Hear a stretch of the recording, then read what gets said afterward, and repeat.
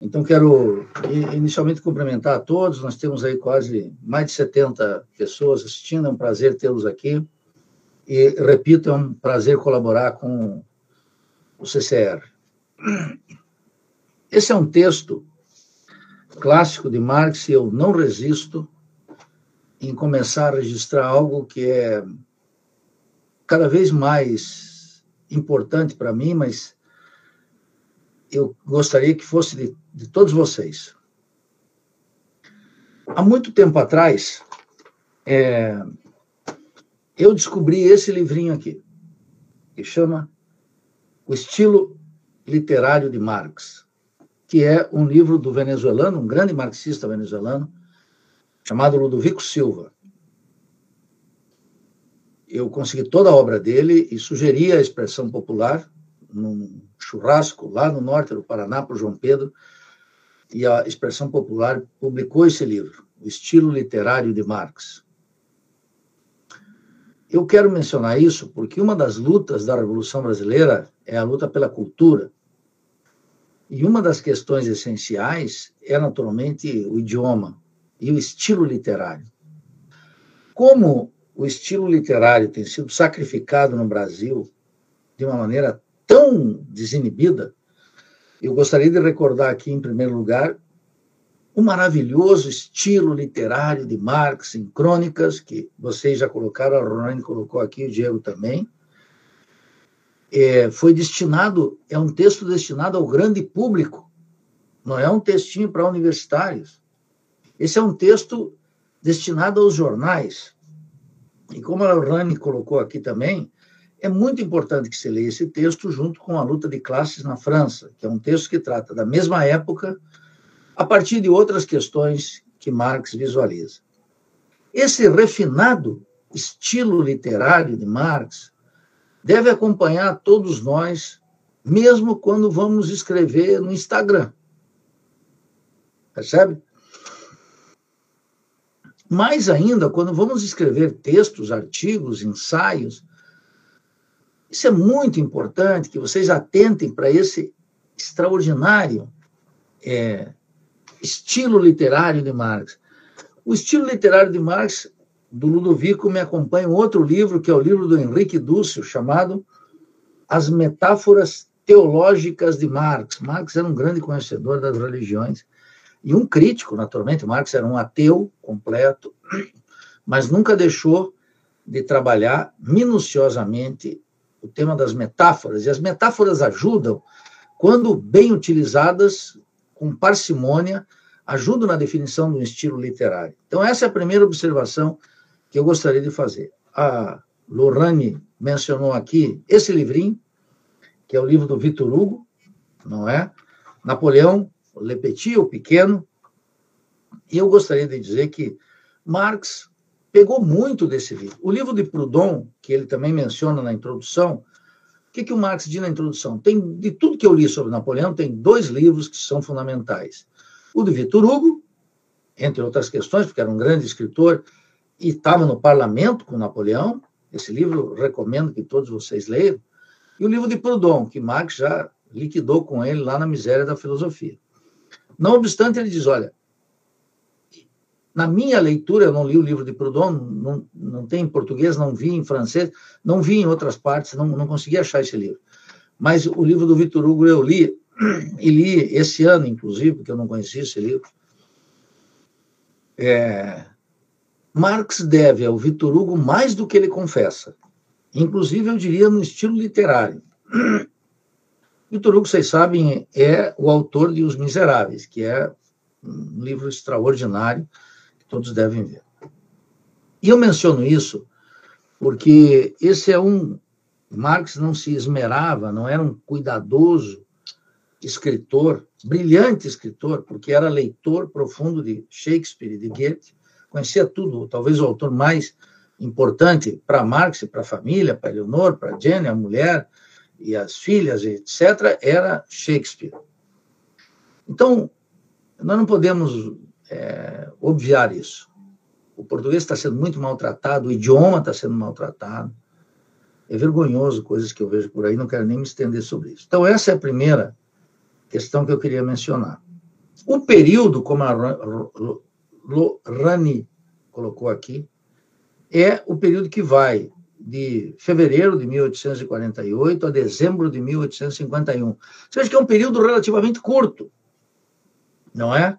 Agora, por que Marx consegue, e essa é a minha primeira hipótese aqui, por que Marx consegue ser tão agudo numa análise de um fenômeno que nós conhecemos na ciência política como bonapartismo? Primeira exigência, meus queridos, é que Marx era um profundo conhecedor da história francesa.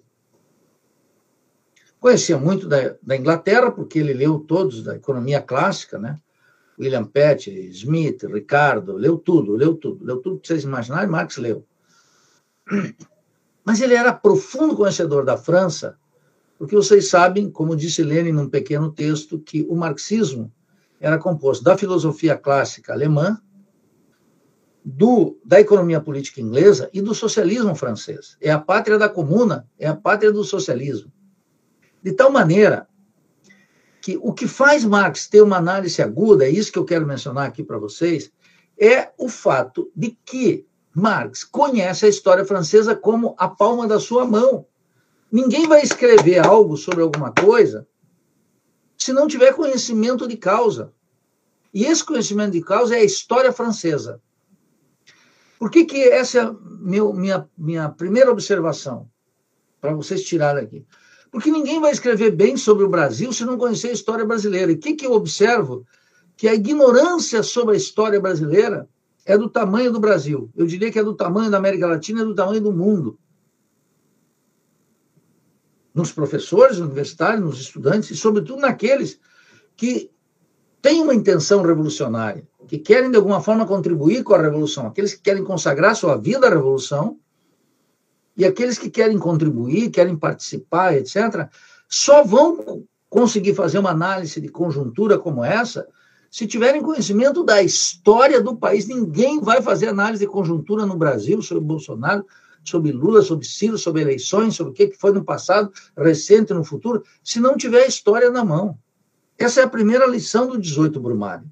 A primeira lição do 18 Brumário é um grito das entranhas da história francesa para a história universal. Sem esse conhecimento objetivo, esqueçam que um dia vocês vão escrever um texto sobre conjuntura. Por quê? Segunda advertência, porque a conjuntura só pode estar localizada com precisão a partir de uma estrutura. Essa estrutura só pode ser dada pelo conhecimento histórico. Então, é o conhecimento histórico que torna a análise de conjuntura potente ou impotente, satisfatória ou sem eficácia. Essa é a primeira coisa. Mas vejam como, entre nós no Brasil, não é assim em todos os países latino-americanos, há um desprezo olímpico pela história. Eu li, esse ano que nós já estamos aqui nos consumindo, no final do ano passado, o livro A Campanha Abolicionista, do Evaristo de Moraes, que é um livro extraordinário sobre a campanha abolicionista. Eu não vejo ninguém falar desse livro, mas ele é muito estilo de Marx, analisa o gabinete do parlamento durante todo o Império e no final, com a abolição da República, vai analisando ao estilo de Marx. Então, já estou dizendo aqui, leia Evaristo de Moraes. Então, essa é a primeira advertência. A história do país, a história europeia, é que permite fazer uma análise de conjuntura dessa envergadura. A terceira observação, já que a primeira foi sobre o estilo literário, a segunda sobre a importância da história, você veja que quando Marx pega um período tão curtinho, que é de 24 de fevereiro de 48 até dezembro de 51, nós estamos vendo um período muito curtinho que ele insere nessa grande estrutura da trama da sociedade francesa e da sociedade europeia. Evento e estrutura caminhando juntos. Então, um outro elemento aqui que eu acho que é muito importante, a Lorani mencionou, mas eu quero sublinhar, que tem íntima relação com o que nós, com muita frequência, fazemos, é a dominante no Brasil. Veja, qual é a diferença de Marx com Victor Hugo e Proudhon? É uma só. Ele diz, olha, se escreveram muita coisa sobre Napoleão, imagine toneladas, esses dois, só que eles cometem um pecado. Qual é o pecado capital? Eles explicam o personagem sem as conexões, ou mais concretamente, sem a luta de classes. Quem cria o personagem? A luta de classes que cria o personagem. O personagem só tem importância na luta de classes, na trama da luta de classes. Senão não tem nenhuma importância. Senão fica um personagem, vou utilizar aqui uma expressão que Marx gostava, para caracterizar o salário, por exemplo, fantasmagórica. O personagem assume um caráter omítico, ou fantasmagórico, em todos os casos, fetichista. É só a análise das classes sociais, reclama Marx, que permite a todos nós entendermos o personagem. Vou dar um exemplo muito claro da vida política nossa, vou ser bem breve, porque não é o objeto aqui. Vejam como todos dizem, nós temos que tirar... Eu tinha colocado aqui o tempo da minha exposição. Nós temos que tirar o Bolsonaro. Eu digo, tá bom, eu topo tocar o Bolsonaro, mas qual é a trama na qual ele está metida? Quais são as classes que o sustentam? Qual é o programa que ele aplica? Tirá-lo muda isso? É isso que Marx está chamando todos nós a convocar, a analisar essa questão. O personagem, sem a aristocracia financeira que ele trabalhou aqui, sem a massa dos camponeses, que identificava em Napoleão o seu partido. Ele chega a dizer, Napoleão é mais do que um personagem para a massa de camponeses, é o seu partido. Eu não estou falando aqui do lumpen, que ele organiza depois para enterrar a República Burguesa e aplicar quase um poder autocrático. Mas veja, isso é muito importante. O personagem é a trama, só explicamos o personagem a partir da trama.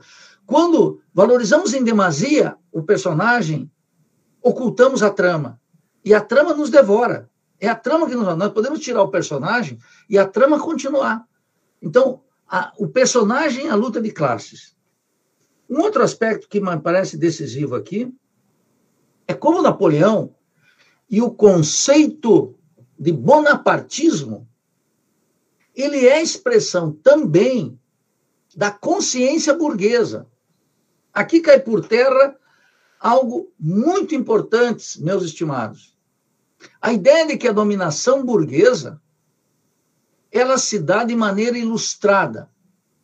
Qual é o suposto? O suposto é que a Idade Média era uma idade obscura, feia, horrorosa, na qual nada existia. Se isso fosse verdade, do nada nasceu nada. Mas é porque a Idade Média não é isso. Isso é apologia burguesa, o iluminismo que diz a Idade das Trevas, e agora vem o século das luzes. Isso é uma simplificação grotesca. No meio da Idade Média havia muita lucidez, como no meio da civilização burguesa, pós-iluminismo, tem muita barbárie. Isso é muito importante. Então, essa república, quero fazer duas observações rápidas. A república burguesa, nasce com estado de sítio, deportação de milhares de citoyens e fuzilamento de pelo menos 5 mil, segundo Marx, segundo Victor Hugo, 15 mil, e mais 40 mil que foram deportados para todos os continentes. E mais, o estado de sítio. Observem que a República nasce sob o estado de sítio. A mesma coisa que a República no Brasil. Percebe? Deodoro mandou bala, instituiu a República e o estado de sítio lá no Rio de Janeiro. A República não nasce como um clarão no meio da escuridão, acaba com o império, acaba com o feudalismo, acaba com o sistema feudal e aparece a República Burguesa como um sopro de iluminismo, de pluralismo, de civilidade, etc. Nasce sob o signo do terror de Estado. Muda o regime, muda as formas de acumulação, muda o sistema político, altera-se a natureza do Estado, mas ela nasce como República Burguesa, e a República Burguesa nasce banhada em sangue e fezes, em ferro e fogo. a ideia segundo a qual a república é necessariamente um paraíso, já tem um antídoto aqui no livro, percebe? Isso aqui é muito importante. Então, observem como Napoleão vai exercer o bonapartismo não a partir da insuficiência da maturidade de classe. A burguesia aqui, quando vocês observarem, se vocês perseguirem no texto a burguesia, vocês veem como a burguesia tem plena consciência de classe. E a consciência de classe da burguesia, meus estimados, está dado pelo seu antagonismo e seu inimigo mortal, o proletariado, armado, e armado com armas e armado de consciência. Então, vejam que isso é decisivo. O bonapartismo não é parte, digamos assim, de uma debilidade da consciência de classe. É o exercício do domínio de classe sob condições concretas, fora da idealização da sociologia, dos manuais de sociologia ou do liberalismo burguês, que aponta sempre a vantagem da república burguesa em relação a qualquer outra forma de exercício do poder político e da natureza do Estado. A burguesia aqui nunca perde a consciência. Cada passo que ela dá, isso não quer dizer que ela tenha controle completo da situação, mas ela tem objetivos sobre as quais, que orienta a sua ação e que ilumina os seus objetivos estratégicos, que deixa muito claro os seus objetivos estratégicos, que ela pode pegar um personagem que Marx coloca Napoleão como assim a escória dos personagens. Mas esse personagem que representa a escória de tudo que vocês podem imaginar, que vocês possam imaginar, é precisamente ele que é funcional para a ordem burguesa e para o domínio de classe. E eu diria aqui, extrapolando, não só para o domínio de classe burguês, para qualquer domínio de classe. O personagem que vai exercer, vai representar esse domínio de classe, não necessariamente nasce de maneira pura de uma obra de Shakespeare ou de um poema de Goethe. Não nasce assim. Nasce com as impurezas da história. Eu acho que, e essa é uma outra coisa que a gente tem que ter muito claro quando pensa no personagem Napoleão e para entender o conceito de bonapartismo. Eu tenho que avançar porque o meu tempo está correndo. Muito importante já observar aqui como Marx não deixa absolutamente dúvidas que na República Burguesa o Estado tem um caráter de classe inequívoco. O Estado não é algo que paira acima das classes, que representa o consenso entre as classes, a concórdia entre as classes. E Marx vai mostrar, eu separei aqui um pequeno texto, né? Como Marx, no 18 Brumário, lá na parte 4ª, vocês podem, porque cada um está com uma edição aqui, certamente, na parte 4ª, Marx diz o seguinte, falando do ministério de um dos ministérios de Barrot, falou, foi o primeiro e último ministério parlamentar que Bonaparte deu vida. Aí ele diz o seguinte, falando do Estado, onde o Poder Executivo dispõe de um exército de funcionários, de mais de 500 mil de indivíduos, e tem, portanto, constantemente, sob a sua dependência, mais incondicional, uma massa imensa de interesses e existências, onde o Estado manieta, controla, regulamenta, vigia, tutela a sociedade civil, desde as suas manifestações mais amplas de vida até suas vibrações mais insignificantes, desde as suas modalidades mais gerais de existência até a existência privada dos indivíduos. Olha aqui com o negócio da internet, agora eu jamais vi lá ainda. Onde este corpo parasitário, olha, Marx tratando aqui não na perspectiva de Max Weber, mas esse corpo parasitário adquire, pela mais extraordinária centralização, uma omnipresença, uma omnisciência, uma capacidade acelerada de movimento e uma elasticidade que só encontram correspondência na dependência desamparada, na disformidade incoerente do corpo social efetivo.